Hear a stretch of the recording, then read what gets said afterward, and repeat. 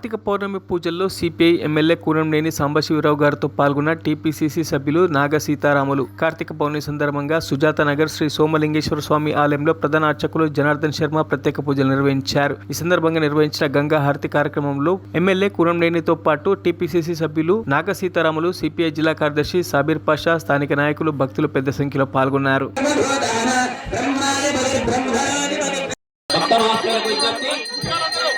గంగాజలం తీసుకొచ్చి ఇక్కడ అభిషేకం చేసిన తర్వాత గంగా హారతి చేయడం జరుగుతున్నది. భక్తులందరూ మనకి చేసి